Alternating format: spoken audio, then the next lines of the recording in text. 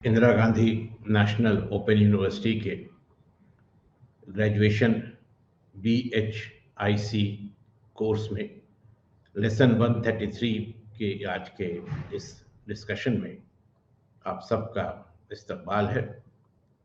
जैसा कि आप जानते हैं, इस पेपर में हम 1206 ईस्वी से 1707 ईस्वी तक भारत के इतिहास के बारे में, हिंदुस्तान की तारीख के बारे में चर्चा करते हैं। आज का यूनिट 9वां यूनिट है।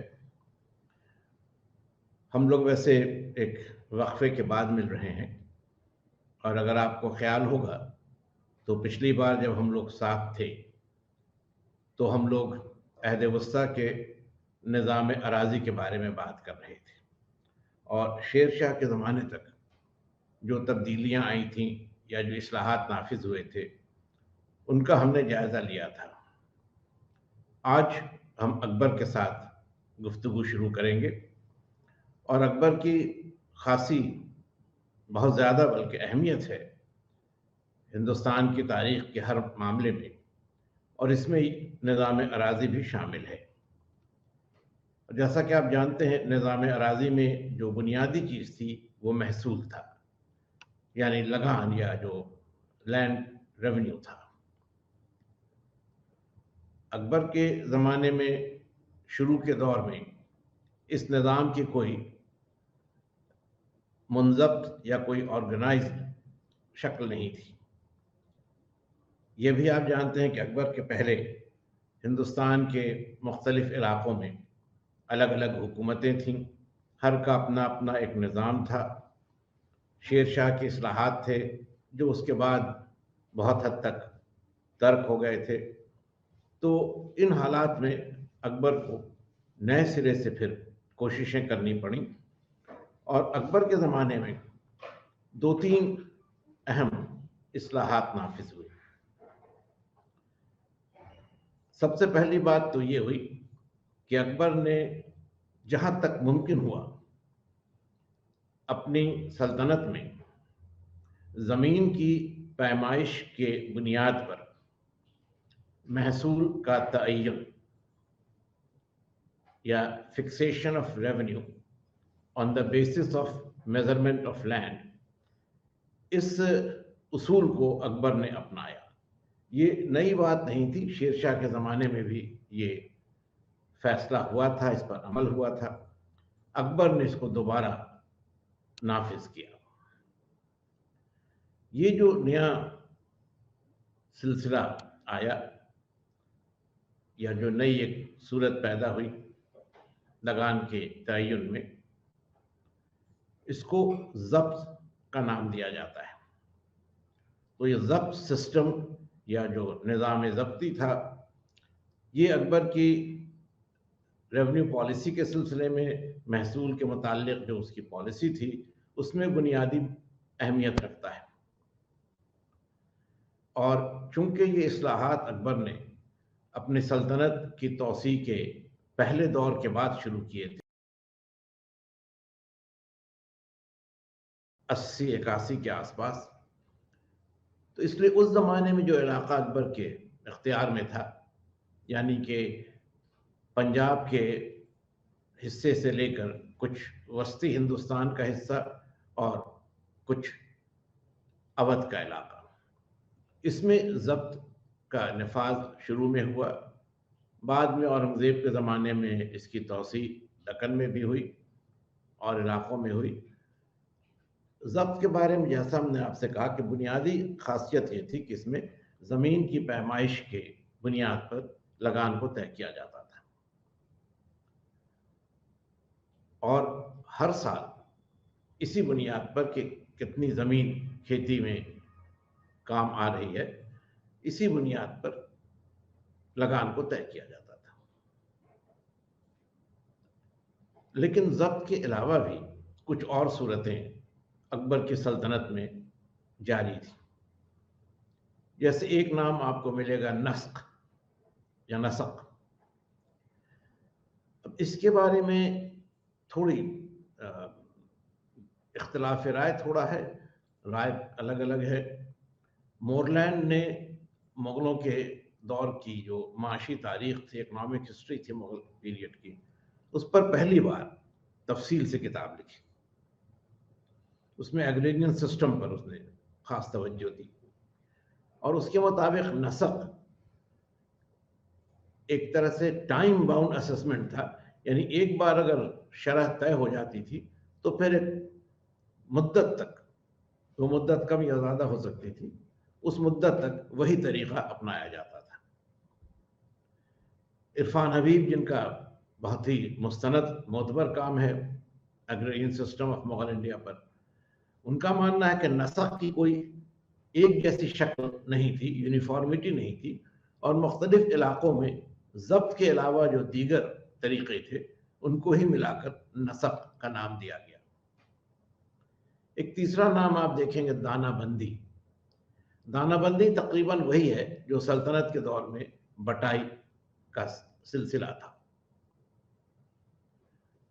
तो ये चीज़ें अकबर के ज़माने में राइज रहीं।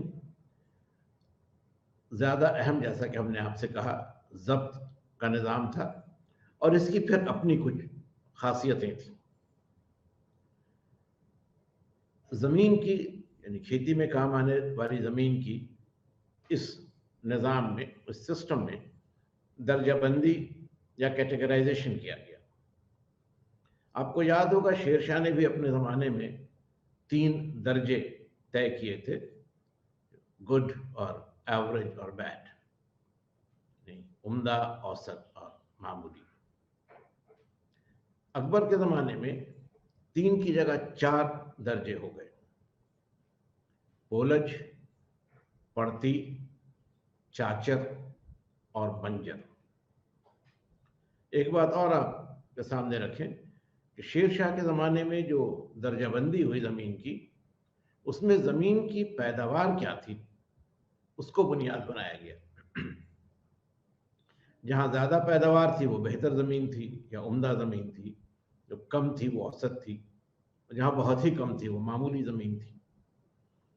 लेकिन अकबर के ज़माने में ज़मीन की दर्जाबंदी की बुनियाद ये हो गई कि वहाँ खेती का काम किस तसलसल से होता रहा है, फ्रीक्वेंसी ऑफ कल्टीवेशन को बुनियाद बनाया गया।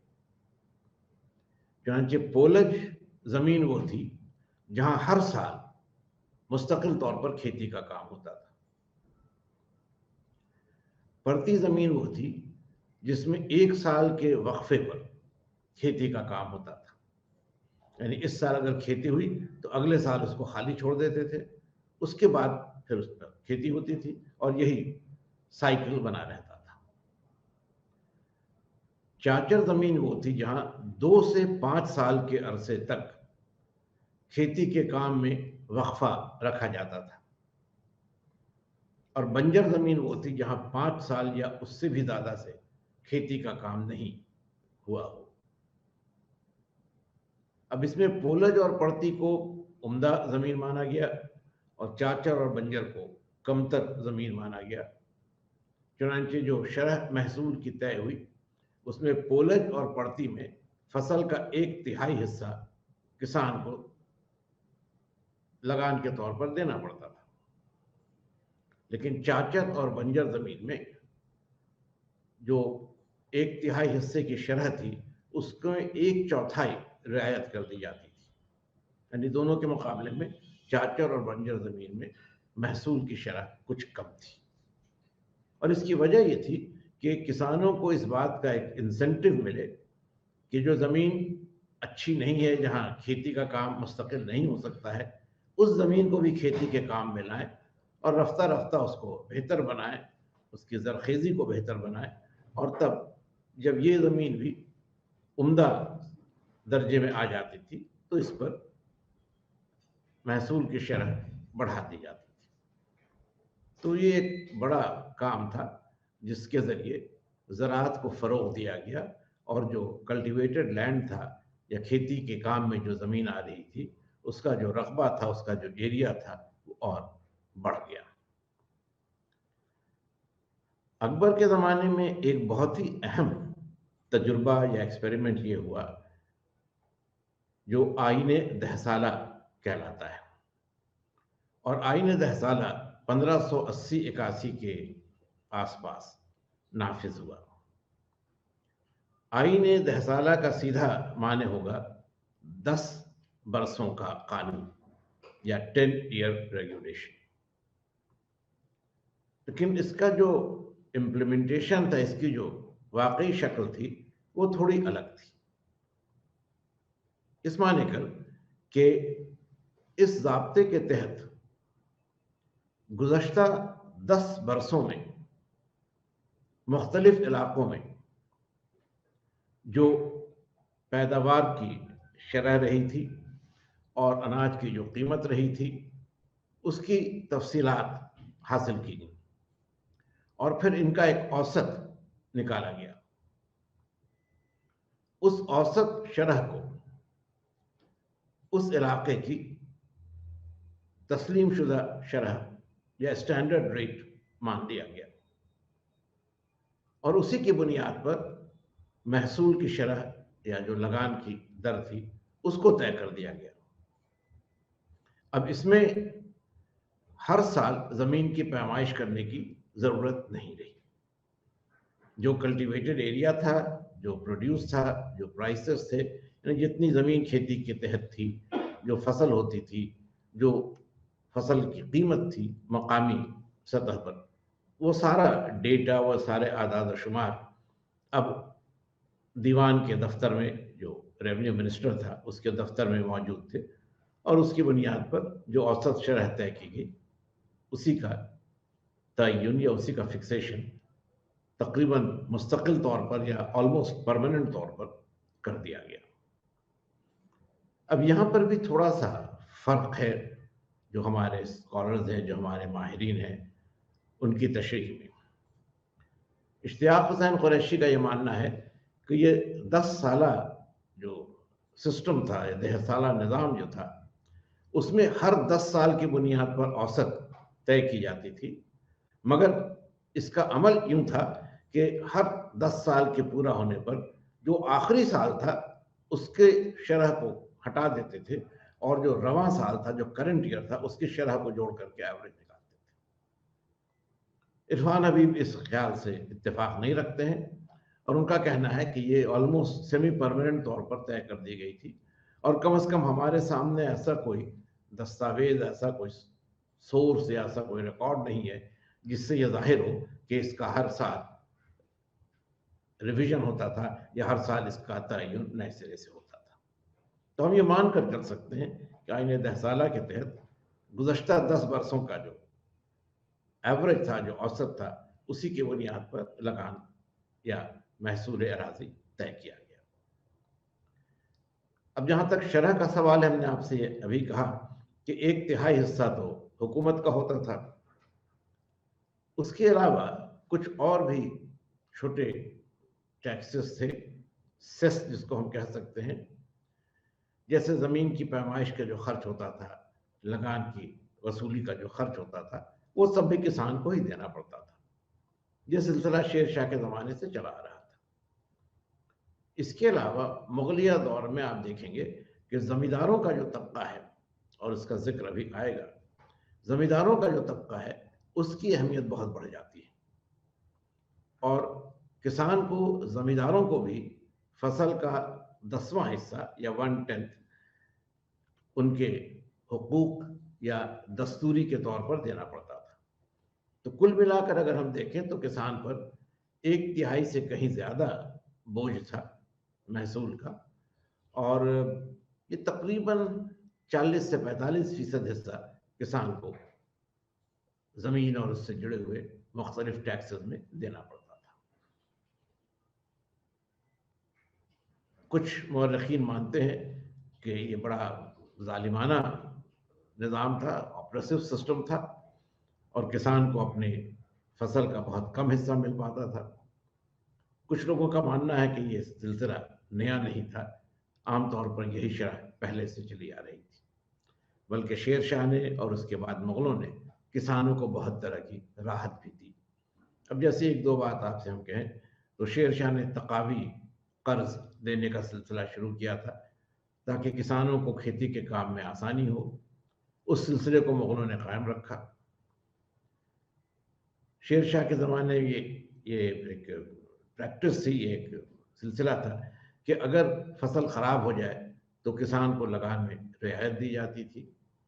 अकबर ने इसके लिए एक बड़ा मुस्तहकम सिलसिला बना दिया कि अगर फसल ख़राब हो तो जिस तनासुब में फसल ख़राब हुई हो उसी तनासुब में ज़मीन की पैमाइश को घटा देते थे, यानी ऑफिशियल डॉक्यूमेंट्स में उसको नाबूद, यानी जो नॉन एग्जिस्टेंट हो वो नाम दे दिया जाता था, यानी लगा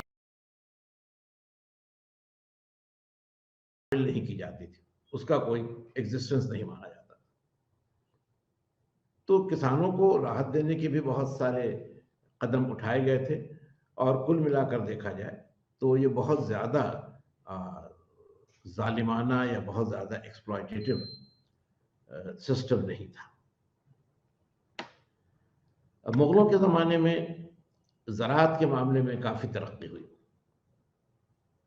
और उसके कई असबाब थे। सबसे पहले तो ये कि आबपाशी के लिए या इरिगेशन के लिए नए तरीक़े मुगलों के ज़माने में अपनाए गए, कुछ पहले से भी चले आ रहे थे। जैसे अगर आप आबपाशी के मामले में देखें, सिंचाई के मामले में देखें, तो कुएं का इस्तेमाल बहुत बड़े पैमाने पर होता था और कुएं से पानी निकालने के सिलसिले में एक नया इंस्ट्रूमेंट या एक नया गैजेट सल्तनत के ज़माने से ही राइज रहा था, जिसमें कि कुएं के अंदर से पानी निकालने के लिए एक बड़ा चेन, एक बड़ी जंजीर जो आमतौर पर चमड़े की होती थी और उसमें छोटे छोटे घड़े लगा दिए जाते थे और फिर बाहर से एक चरखी के ज़रिए, एक व्हील के ज़रिए उस चेन को घुमाया जाता था और उससे जो घड़े लगे रहते थे वो नीचे से ऊपर आते जाते थे और पानी बाहर आता था और फिर उसको नालियों के ज़रिए खेत तक ले जाने का काम होता था। मुगलों ने इसको एक नई सूरत दे दी, यानी जहाँ अभी तक लकड़ी का इस्तेमाल हो रहा था चरखी में, अब वो लोहे का होने लगा और ये जो नया इंस्ट्रूमेंट था, नया गैजेट था, उसको साकिया कहा गया। तो साकिया बेहतर सूरत थी पहले से चले आ रहे अग्रहट या रहट की और इससे खेतों में पानी पहुंचाने के काम में बहुत आसानी हुई और ज़राअत की तरक्की में इसका एक अहम रोल रहा। नहरों के ज़रिए आबपाशी का भी सिलसिला मुगलों के ज़माने में बना रहा। तो दो चीज़ें आप देखेंगे, एक तो ये कि ज़्यादा ज़मीन अब खेती के काम में ली जाने लगी और खेती के सिलसिले के जो तरीक़े थे, जो उसके ज़राए थे, उनको और बेहतर बनाया गया और यही वजह है कि मुग़लिया दौर, जहाँ तक कि ज़राअत का सवाल है, वो एक बहुत ही अहम दौर साबित हुआ। इस ज़माने में जो फसलें उगाई जाती थीं, कल्टीवेशन होता था, उसमें दो सीजन्स थे। एक फसल खरीफ की होती थी और दूसरी रबी की होती थी। इनमें मुख्तलिफ तरह के अनाज उपजाए जाते थे और साथ ही साथ नगद फसलों का या कैश क्रॉप्स का भी बड़े पैमाने पर कल्टीवेशन या उसकी खेती शुरू हो चुकी थी। तो कॉटन है या कपास है, नील है या इंडिगो है, किसी हद तक गन्ना या शुगर केन है और ऐसी फसलें भी अब उगाई जा रही थीं जिनका इस्तेमाल इस तौर पर था कि किसान उसे बेचकर उससे कुछ पैसा, कुछ नफ़ा हासिल कर लेता था। तो अनाज की भी खेती हो रही थी, फूड ग्रेन्स का भी कल्टीवेशन था और साथ साथ कैश क्रॉप्स का भी कल्टीवेशन था और सल्तनत के मुकाबले में मुग़ल दौर में कैश क्रॉप्स का कल्टीवेशन या जो नगद फसलें थीं, उनकी खेती के काम में ज़्यादा इजाफा हुआ। फिर ये है कि कुछ नई चीज़ें अब उगाई जाने लगी, उनका कल्टीवेशन शुरू हुआ और ये चीज़ें पुर्तगालियों के ज़रिए हिंदुस्तान में पहुंची थी और पुर्तगाली इसे खुद अमेरिका के बर आज़म से लाए थे, जैसे आलू है या टमाटर है या तंबाकू है। तो इस तरह की नई फसलें भी, जिनमें कुछ खाने के काम में आती थीं और कुछ फरोख्त करने के, बेचने के काम में आती थी, इनका कल्टीवेशन या इनको उगाने का काम भी, इनकी खेती का काम भी मुगल दौर में शुरू हुआ। तो हर सतह पर आप देखिएगा कि ज़राअत की तौसीअ हुई, चाहे वो ज़मीन का मामला हो, चाहे वो आबपाशी का मामला हो, चाहे फसलों का मामला हो, चाहे वो नगद फसलों का मामला हो, सभी जगह पर पहले के मुकाबले में ज़्यादा बेहतरी आई, ज़्यादा उसकी तौसीअ हुई, एक्सपेंशन हुआ। कुछ नई टेक्निक्स या कुछ नए तरीके भी आए, जैसे ग्राफ्टिंग, या जिसे हम कलम लगाना कहते हैं। किसी एक दरख्त से या किसी एक पौधे से उसकी एक शाख निकालकर, उसका एक हिस्सा निकालकर उसको ज़मीन में बोने का काम और उससे फिर एक नया प्लांट या एक नया दरख्त, पौधा उगाने का काम शुरू हुआ। ग्राफ्टिंग की ये टेक्निक या कलम लगाने की ये तरीका मुग़लों के पहले हिंदुस्तान में राइज नहीं था और इसका ज़्यादातर इस्तेमाल फूलों को उगाने में या फूलों के कल्टीवेशन में किया गया।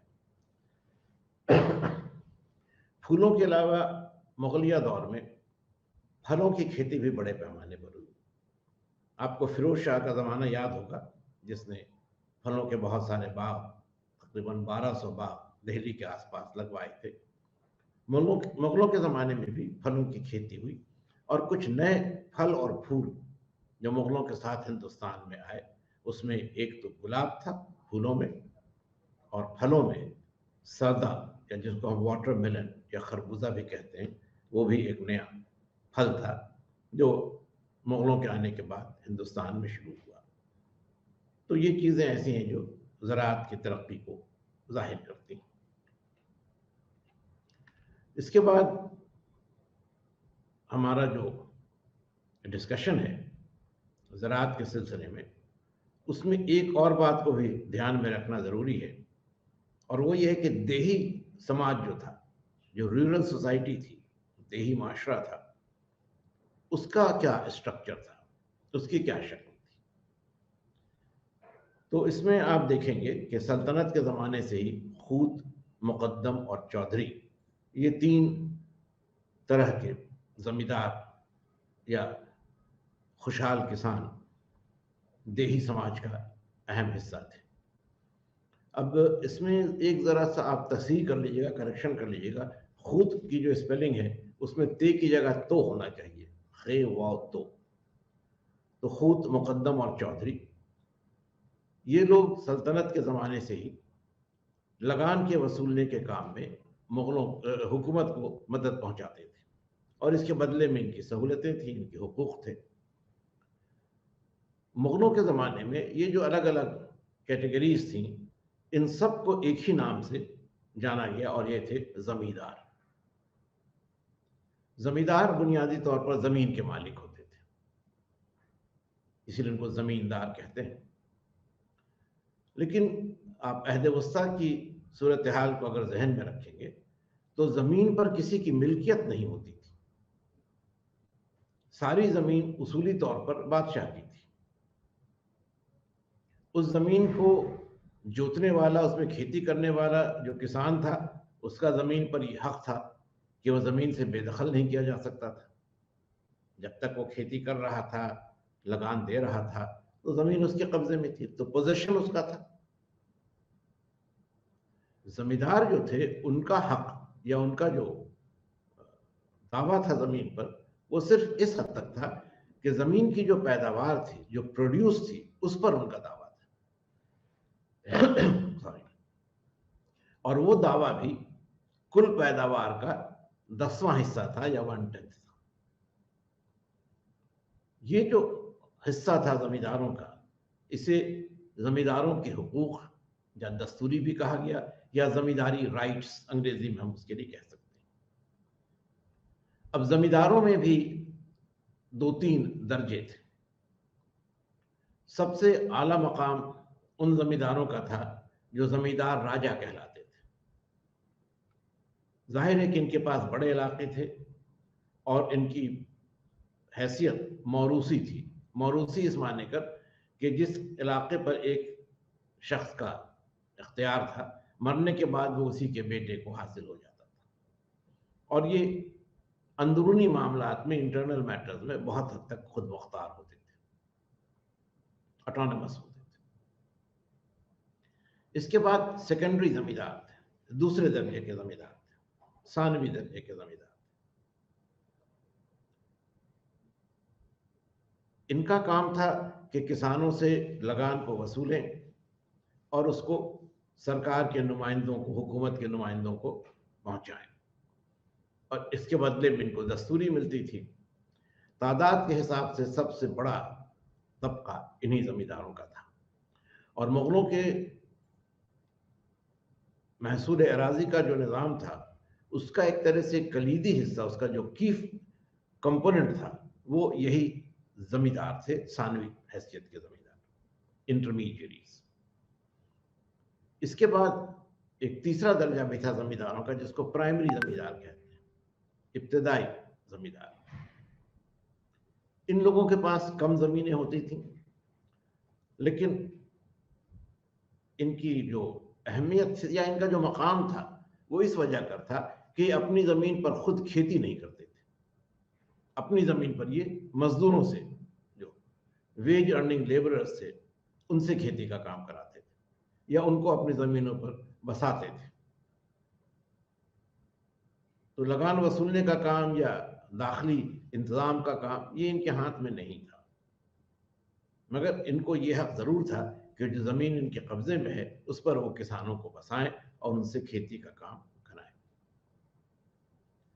कुल मिलाकर अगर आप देखें तो जमींदारों का तबका एक ऐसा तबका था जिसकी आमदनी का सारा सिलसिला जमीन की पैदावार से था, लेकिन उस पैदावार के लिए ये खुद कोई काम नहीं करते थे।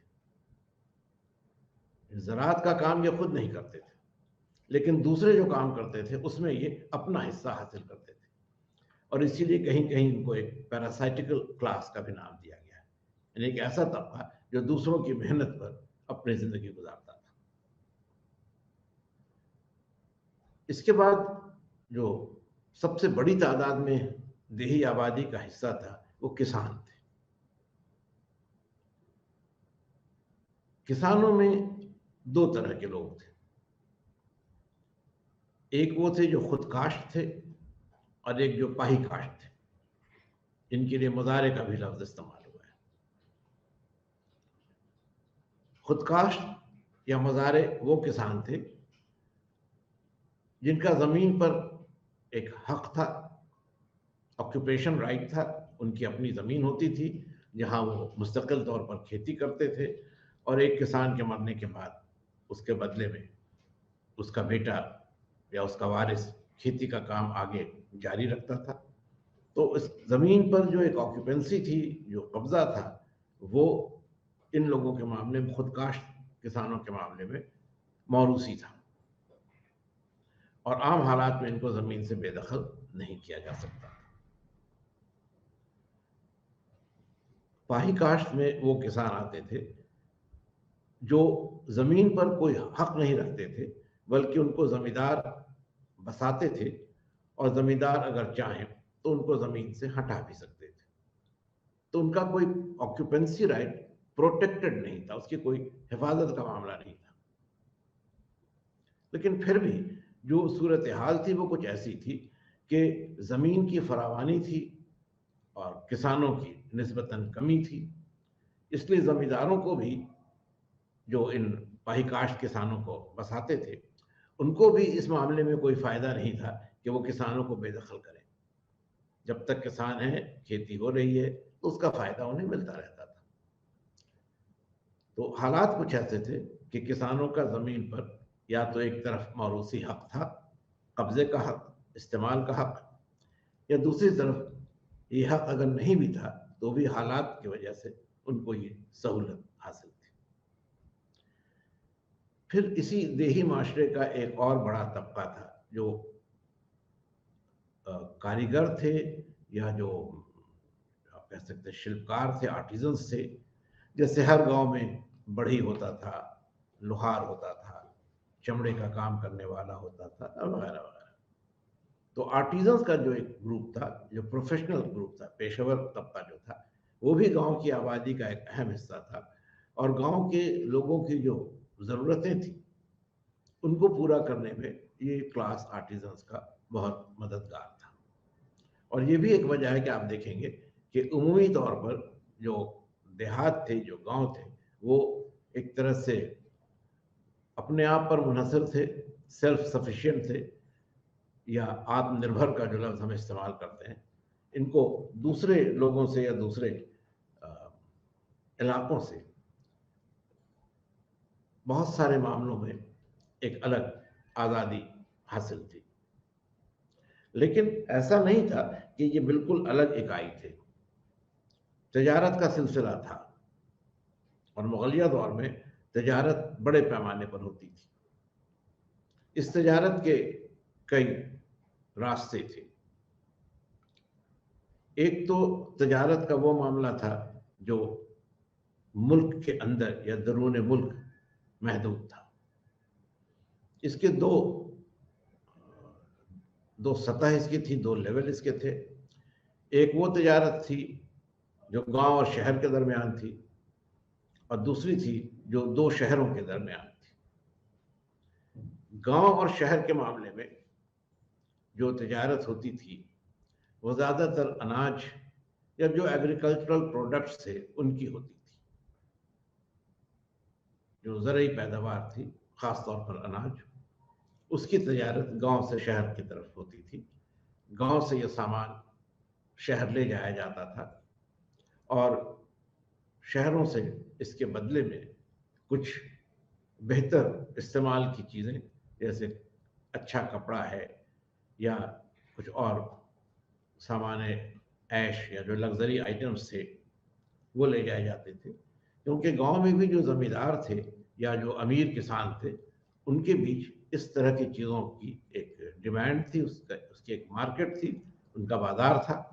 तो कुछ छोटे मोटे तौर पर लग्जरी आइटम्स और कुछ आम ज़रूरत की चीज़ें भी शहरों से गांव में ले जाई जाती थी, और गांव से ज़्यादातर जो पैदावार थी, एग्रीकल्चरल प्रोडक्शन था, एग्रीकल्चरल प्रोड्यूस थी, वो शहरों में ले जाई जाती थी। ये एक स्टेज था तजारत का।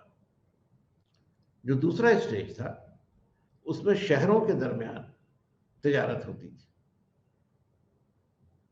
शहरों के दरमियान तजारत का मामला ये था कि किसी एक शहर से दूसरे शहर में सामानों का तबादला होता था। अगर किसी एक शहर में कोई एक सामान बेहतर तौर पर बनता है तो दूसरे शहरों तक उसको ले जाया जाता था, और दूसरे शहर का जो सामान था वो इस शहर में लाया जाता था। अब जैसे मान लीजिए किसी इलाके में कपड़ा अच्छा बनता है, रेशम का कपड़ा था, ऊनी कपड़ा था, सूती कपड़ा था, तो जहाँ जिस काम की महारत थी वो उस तरह का कपड़ा दूसरी जगह ले जाया जाता था। और ऐसी बहुत सारी चीज़ें थी। इसके अलावा एक और सतह थी तजारत की जिस पर हम बाद में आपसे बात करेंगे, और वो बैरून मुल्क या एक्सटर्नल ट्रेड था। उसकी बात आगे आएगी। पहले हम लोग इनलैंड ट्रेड की बात कर रहे हैं, दरून मुल्क तजारत की बात कर रहे हैं। इसके दो रास्ते थे जिनका इस्तेमाल होता था। एक रास्ता तो वो था जो ज़मीन के रास्ते से था, और दूसरा नदियों के रास्ते से था। ऐसे शहर जो नदियों के किनारे थे, वहाँ सामान लाने और ले जाने का काम नदियों के ही रास्ते से होता था। इसमें कुछ आसानियाँ भी थीं, लेकिन दुश्वारी ये थी कि इस रास्ते का इस्तेमाल महदूद तौर पर हो सकता था। उसके अपने लिमिटेशंस थे। मसलन अगर नदी में सैलाब आ जाए, फ्लड आ जाए, तो फिर उसमें कश्तियों को चलाना मुमकिन नहीं था और उस ज़माने में आप रिवर रूट का इस्तेमाल नहीं कर सकते थे। दूसरी बात ये थी कि आप नदी का बहाव, नदी का फ्लो जिस सिमत में है, उसमें तो सामान आसानी से लेकर जा सकते थे। लेकिन नदी के बहाव के खिलाफ जो सिमत है, जो करंट के खिलाफ है, उस तरफ सामान ले जाना मुश्किल होता था, क्योंकि आपको तेज धारे के खिलाफ चलना पड़ता था और सामान भारी होता था। ये कुछ ऐसी बातें थी जिससे रिवर रूट का इस्तेमाल कम होता था, लेकिन जहां भी होता था मौसर तौर पर होता था। और अक्सर आप देखेंगे कि एक शहर और दूसरे शहर के बीच जो तजारत होती थी या जो लॉन्ग डिस्टेंस ट्रेड होता था, उसमें नदियों का रास्ता ही ज़्यादा इस्तेमाल किया जाता था। जहाँ तक ओवरलैंड रूट का सवाल है, ज़मीन के रास्ते तजारत का सवाल है, तो ये किसी हद तक मकामी शक्ल रखती थी। यानी कोई एक शहर जो है, उसके इर्द गिर्द जो गांव थे, उनके साथ तजारत की यही सूरत थी। और इसमें आमतौर पर काफिलों का इस्तेमाल होता था। काफिलों से मुराद ये है कि बैलगाड़ियों का या खुद माल बरदार जानवरों का, जो पैक एनिमल्स थे, उनकी एक बड़ी तादाद में सामान को ले जाने का काम होता था। और इस बात का ख्याल रखा जाता था कि एक वक्त में काफ़ी तादाद में, जैसे मान लीजिए अगर जानवरों को आप ले जा रहे हैं सामान ढोने के लिए, तो कोई 100-200 जानवर हो, एक बड़ा रेवड़ हो, या अगर बैलगाड़ियां हैं तो वही बड़ी तादाद में वो काफिला हो। इसकी वजह बहुत आम थी, जो आप समझ सकते हैं कि इसमें एक तहफ़्फ़ुज़ था, एक सिक्योरिटी थी, क्योंकि जो लोग साथ चलते थे इस काफिले के, वो अपने साथ कुछ मुहाफिज भी रखते थे, कुछ गार्ड्स भी रखते थे। और चूंकि कई लोग एक साथ चलते थे, तो गार्ड्स को रखने के काम में बहुत ज़्यादा खर्च भी नहीं होता था, वो दैट कुड बी डिस्ट्रीब्यूटेड, आपस में लोग बांट सकते। अब इन दोनों के बीच, यानी जो जानवर थे माल बरदार और जो काफिले थे, उसमें माल बरदार जानवरों का इस्तेमाल ज़्यादातर अनाज को ले जाने में होता था और कम दूरी के मामलों में होता था। कारवानों का सिलसिला ज़्यादा बड़े इलाके में था और इसमें मुख्तलिफ तरह के सामान शामिल थे। इस तजारत में जो लोग हिस्सा लेते थे, उसमें अनाज की तजारत में ज़्यादातर कारवानी या बंजारे अहम मकाम रखते थे। बंजारों के बारे में आप खुद भी जानते हैं कि वो मुख्तलिफ जगहों पर घूमते रहते हैं, उनका कोई अपना मुस्तकिल ठिकाना नहीं होता है, जाए रिहाइश नहीं होती है। चुनांचे सामान लाने ले जाने के लिए इनके पास काफ़ी तादाद में जानवर होते थे, पैक एनिमल्स बहुत थे इनके पास। तो अनाज को ले जाने के काम में इनकी अहमियत थी और इनका अपना एक रोल था जिसको पूरा करते थे। इसके अलावा जो बाहर से तजारत करने वाले लोग थे, ख़ासतौर पर ज़मीन के रास्ते से, उसमें मुल्तानी सौदागर या मुल्तानी ताजिर मशहूर थे। मुग़ल दौर में आप ये भी देखिएगा कि बैरून मुल्क से भी ताजिर हिंदुस्तान आते थे और ये एक तरफ बैरून मुल्क या एक्सटर्नल ट्रेड में भी हिस्सा लेते थे और साथ ही साथ मकामी तजारत में भी या दरून मुल्क तजारत में भी, इनलैंड ट्रेड में भी इनका हिस्सा होता था, इसमें भी ये पार्टिसिपेट करते थे। तो ये एक नया तो नहीं, लेकिन एक नया और बड़ा, नया इस मायने का बिल्कुल तौर पर नहीं कि पहले भी सल्तनत के ज़माने में भी कुछ बैरूनी ताजिरों के बारे में हमें जिक्र मिलता है, लेकिन ये तादाद मुगलिया दौर में बहुत बढ़ गई थी। और सही मानों में अगर हम कहें तो बैरूनी सौदागरों का जो, उनकी जो एक्टिविटी थी, उनके जो काम थे, वो मुगलिया दौर में बहुत बड़े पैमाने पर है। अब जाहिर है कि तजारत जब इतने बड़े पैमाने पर हो रही थी, तो पैसे का जो इनफ्लो था या आउटफ्लो था, उसको भी रेगुलेट करने की ज़रूरत थी। यानी मान लीजिए कोई शख्स किसी जगह कोई सामान खरीदना चाहता है और वहाँ उसको पैसा देना है, तो चूँकि रास्ते थोड़े गैर महफूज़ थे, लुटेरों का डर था, डाकुओं का डर था, तो बहुत ज़्यादा नकदी लेकर जाना महफूज़ नहीं था, सेफ नहीं था। तो उसके लिए एक बैंकिंग का सिस्टम भी था।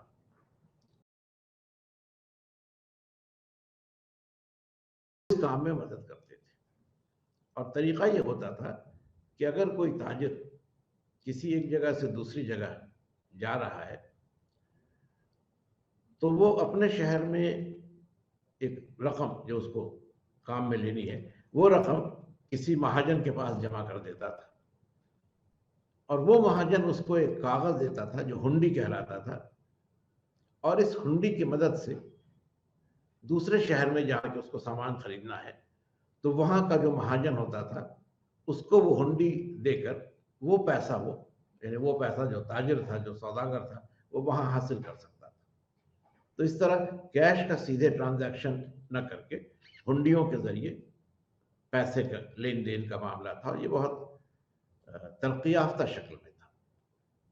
और जो गैर मकामी ताजिर हिंदुस्तान आए हैं, बैरूनी जो ट्रेडर्स हैं या जो ट्रैवलर्स हैं, वो इस बात की बराबर तारीफ करते हैं कि इस सिस्टम में, जिसके पीछे कोई हुकूमत की ज़मानत नहीं थी, जिसके पीछे कोई तंजीम नहीं थी, बिल्कुल ज़ाती लेन देन का मामला था, लेकिन इसमें बहुत ज़्यादा ईमानदारी बरती जाती थी।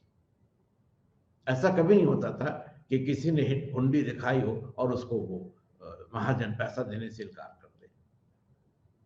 तो ये एक अपना प्राइवेट या ज़ाती तौर पर एक निज़ाम था, लेकिन ये बहुत आला पैमाने पर था, इसमें बड़ी ईमानदारी थी और इससे जो भी ताजिर थे उनको बहुत आसानी होती थी। ये जो बैंकर्स थे या महाजन थे, ये कर्ज भी देते थे। अगर किसी को ज़रूरत हुई तो वो कर्ज ले सकता था, उसकी ज़ाहिर सूद की एक शरह होती थी और वो बाद में इसको अदा कर सकता था। और आप देखेंगे कि एक ऐसा भी मामला रहा है कि मुगलिया दौर में बहुत सारे जो जागीरदार थे, अक्सर वो भी महाजनों से या जो सर्राफ थे उनसे कर्ज लिया करते थे। ये बड़ा दौलतमंद तबका था ये। अब जागीरदार क्यों कर्ज लेते थे वो भी आपको दो लफ्जों में बता दें। जागीरदारी के निज़ाम के बारे में पहले हम आपसे बात कर चुके हैं और आपको याद होगा कि जागीरदारों को जितना पैसा उनके खर्च के लिए ज़रूरी था और फौज जो उनके साथ रहती थी उसके भी खर्च के लिए ज़रूरी था, ये पूरा एक बार जोड़ करके और इसको उनकी तनख्वाह या उनका उनका तलब या मुतालबा कहकर तय कर दिया जाता था और हर साल उनको वही रकम खजाने से मिलती थी। अब इसमें कभी कभी दुश्वारी हो जाती थी। दुश्वारी इस मायने कर होती थी कि अगर कभी लगान के वसूली में देर हो गई किसी सबब से, या फसल अगर खराब हो गई तो लगान में कमी भी हो जाती थी। अब ये जो फर्क हो जाता था, जो एस्टिमेटेड इनकम थी और जो एक्चुअल इनकम थी, यानी जो जमा, तो जागीरदारों के लिए मुश्किल होती थी, पैसे की कमी हो जाती थी और तब वो पैसा ये कर्ज के तौर पर हासिल करते थे महाजनों से, और फिर जब बेहतर हालात होते थे तो इस कर्ज को लौटा देते थे। और आपको ये भी बता दें, आप मॉडर्न इंडिया में इसके बारे में पढ़िएगा कि अंग्रेज़ों ने भी जब बंगाल में मदाखलत शुरू की तो उस ज़माने में बंगाल के जो महाजन थे या सर्राफ थे वो इतने दौलतमंद थे और बंगाल के नवाबों का उनसे एक ऐसा सिलसिला था कि अंग्रेज़ों ने लड़ाई का खर्च पूरा करने के लिए जो वहाँ के सर्राफ या महाजन थे, जिनको जगत सेठ भी कहते थे, बहुत दौलतमंद होते थे, तो जगत सेठ से भी अंग्रेज़ों ने पैसा कर्ज लिया था इस लड़ाई को, प्लासी की लड़ाई को फिनेंस करने के लिए। तो हम सिर्फ आपको ये एक अंदाज़ा देना चाह रहे हैं कि बिल्कुल अनऑर्गेनाइज या गैर मुनज़्ज़म तौर पर ये बैंकिंग सेक्टर था जो मुगलिया अहद में काम कर रहा था, और बहुत बड़े पैमाने पर रुपए पैसे का लेन देन कई सतह पर इसके जरिए होता था। एक और बात आपसे कह दें, जागीरदारों का जिक्र भी आया, तो ये भी आपको बता दें, जो पहले हमने कहा है सिर्फ दोहरा देते हैं, कि जागीरदारों को जो जमीन बतौर जागीर दी जाती थी, वहां से लगान वसूलने का काम उन्हें खुद करना पड़ता था। उसके लिए अपना उनको एक अमला फेरा, एक स्टाफ रखना पड़ता था, और अगर वो ऐसा नहीं कर पाते थे तो फिर जो सरकारी यानी हुकूमत के जो मुलाजिम थे, जो बादशाह के मुलाजिम थे, वो इस काम को कर देते थे जागीरदारों के लिए भी, मगर उसके लिए उनका जो खर्च था वो जागीरदारों को उठाना पड़ता था। तो इसलिए ऐसा सिस्टम था जिसमें बहुत तरह के करंट्स और क्रॉस करंट्स थे, लेकिन वो एक दूसरे को बैलेंस रखते थे, और इस वजह से कोई ज़्यादा मसला या कोई ज़्यादा पेचीदगी आम हालात में पैदा नहीं होती थी। अब एक और बात आपसे इसी सिलसिले की बताएं, जो हम लोग बैंकिंग की बात कर रहे हैं, कि मुगल पीरियड में एक इंश्योरेंस का भी नज्म था, बीमा का भी सिलसिला था, और वो बीमा भी यही बड़े बड़े साहूकार या जो सर्राफ थे वो किया करते थे। बीमा इस माने कर होता था कि अगर कोई आदमी सामान एक शहर से दूसरे शहर ले जा रहा है, तो उसकी जो कीमत थी उसके हिसाब से जो साहूकार था या जो सर्राफ था, महाजन था, वो उस पैसे की जमानत लेता था कि सामान एक शहर से दूसरे शहर तक महफूज पहुंचेगा, और अगर महफूज नहीं पहुंच सका, लूट लिया गया या बर्बाद हो गया, तो उसका जो नुकसान था, उसका मुआवजा, उसका कंपनसेशन वो सर्राफ या वो बैंकर देगा, महाजन देगा। इसके बाद तो आपको प्रीमियम देना पड़ता है, और चूंकि ये जिम्मेदारी ये बैंकर्स ले लेते थे कि सामान बहिफाजत दूसरे शहर तक पहुंचेगा, तो ये अपने गार्ड्स या अपने सिपाही भी रखते थे, जो इन ताजिरों के साथ या जो काफिले चलते थे उनके साथ सफ़र करते थे, उनके साथ ट्रैवल करते थे, और दौरान सफ़र उसकी हिफाजत के लिए पूरा इंतज़ाम या बंदोबस्त करते थे। तो कई तरह की ये चीज़ें हैं जो आप देखेंगे कि मुग़ल पीरियड की जो इकोनॉमी है, मुग़लिया दौर की जो मईशत है, उसमें अहम मकाम रखती हैं। चाहे वो ज़राअत हो या वो तिजारत हो, दोनों ही मामलों में एक बहुत ही मुनज़्ज़म सूरत मुग़लिया सल्तनत में बनी हुई थी, और इसकी तारीफ़ जो बाहर से आने वाले ताजिर थे या जो सयाह थे, ट्रैवलर्स थे, मुसाफिर थे, उन्होंने भी की है। और उमूमी तौर पर अगर देखा जाए तो मुग़ल अहद में हिंदुस्तान में खुशहाली थी, और ये ऐसा तखमीना किया गया है, एस्टिमेट किया गया है कि उस ज़माने में दुनिया का जो जीडीपी था, जो ग्रॉस डोमेस्टिक प्रोड्यूस थी, उसका तकरीबन 24% हिस्सा मुग़ल हिंदुस्तान के हिस्से में आता था। 24% मुग़ल एम्पायर का था।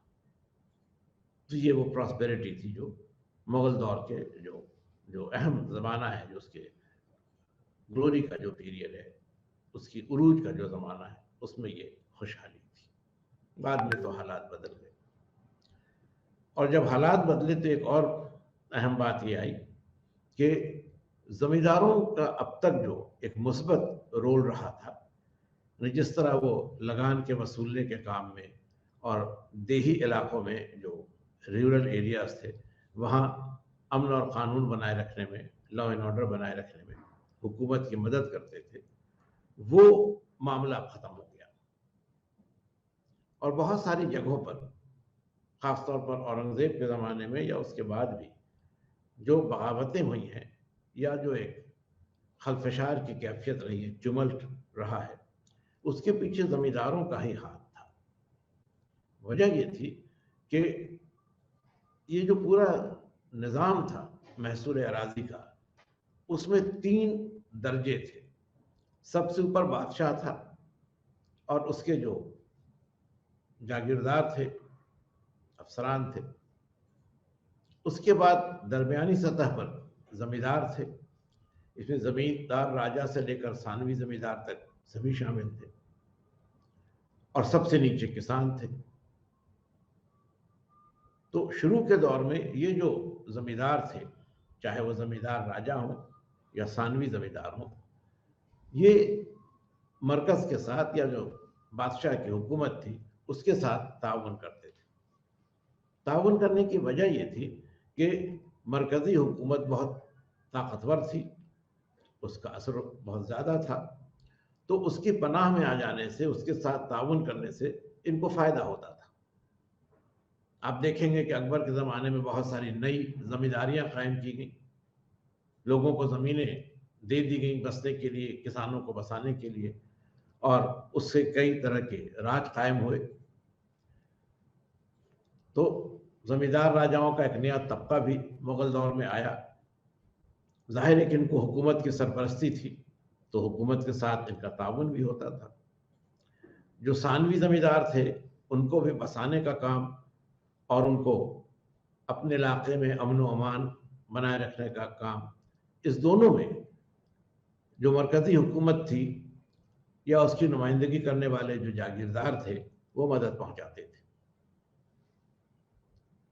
ये सिलसिला औरंगज़ेब और उसके बाद टूट गया, और मरकज़ी हुकूमत इस पोजीशन में नहीं रही कि इन ज़मींदारों को तहफ़्फ़ुज़ दे सके।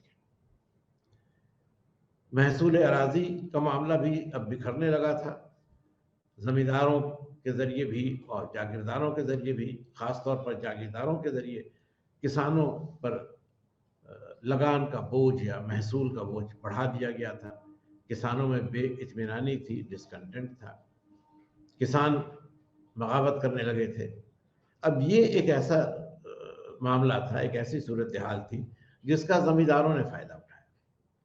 ज़मींदार मरकज़ी हुकूमत के मातहत अगर थे तो सिर्फ इसलिए कि उनको इससे फ़ायदा पहुंच रहा था।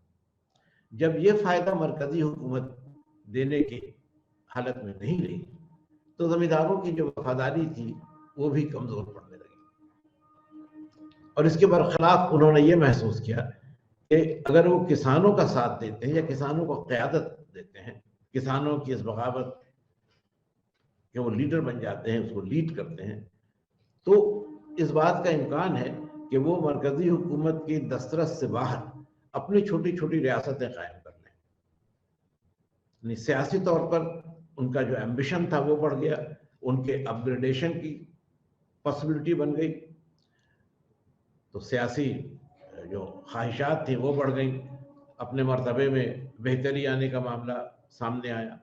इसलिए इनकी वफादारी भी अब बदल गई, और इन्होंने मरकज़ी हुकूमत या जागीरदारों से ताउन करने के बजाय किसानों की क़यादत अपने हाथ में ले ली, और किसानों की मदद से इन्होंने छोटी छोटी रियासतें अपनी बना ली, जिनका जिक्र पहले भी हो चुका है, जैसे जाट हैं या बुंदेले हैं या और ऐसे लोग हैं। तो कुल मिलाकर अगर हम लोग देखें, जो अराजी का निज़ाम भी था, चाहे वो रेवेन्यू हो या वो लैंड सिस्टम हो, उसमें जो सबसे अहम एलिमेंट था, सबसे अहम जो तबका था, वो ज़मींदारों का था, और ज़मींदारों की वफादारी पर ही ये पूरा निज़ाम कायम था।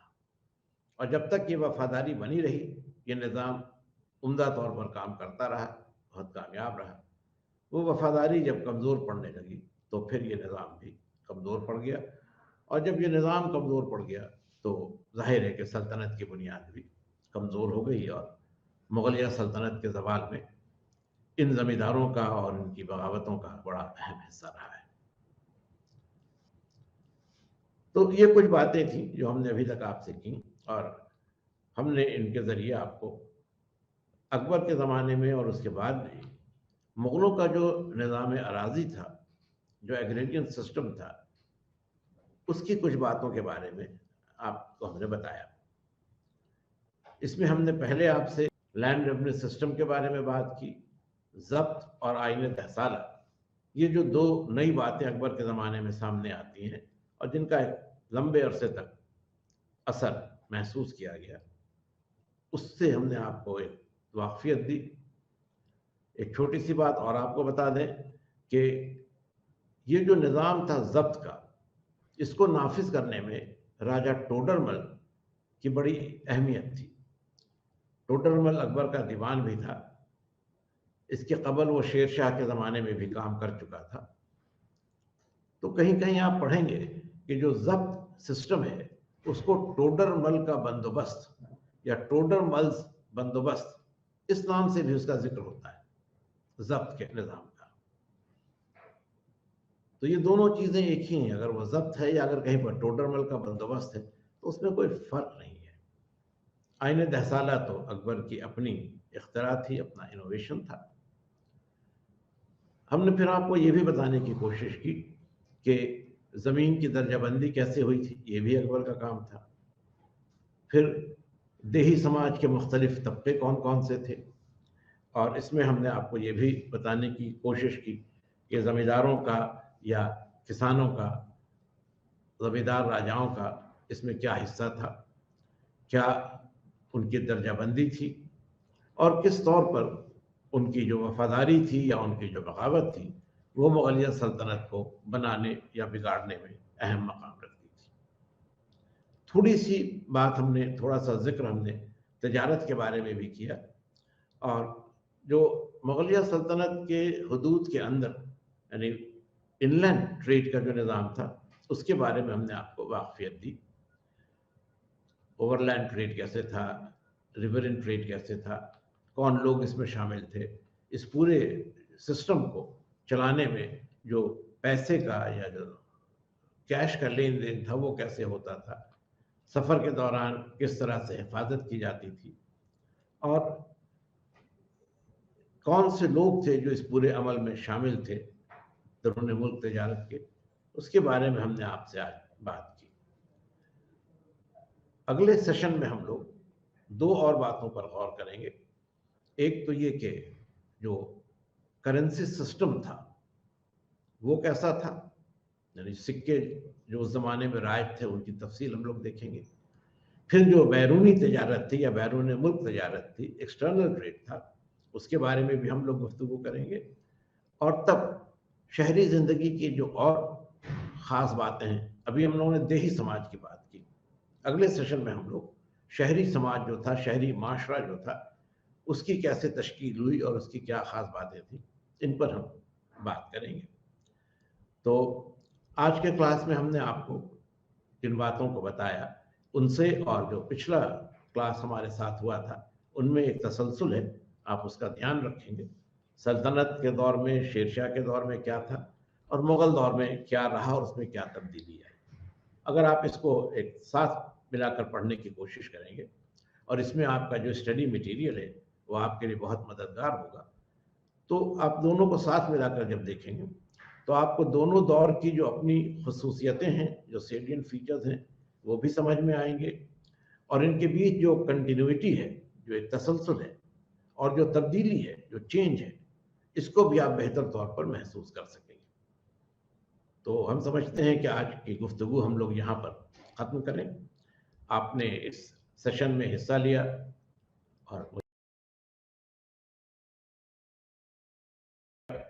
और हम फिर एक बार आपको यही मशवरा देंगे कि जिन बातों का जिक्र इस सेशन में हुआ है और इससे पहले के सेशन में हुआ है, उन दोनों को आप एक साथ मिलाकर पढ़ने की कोशिश करें, तो इस मौजू को समझना आपके लिए बहुत आसान होगा। तो आज के लिए बस इतना ही। बहुत बहुत शुक्रिया।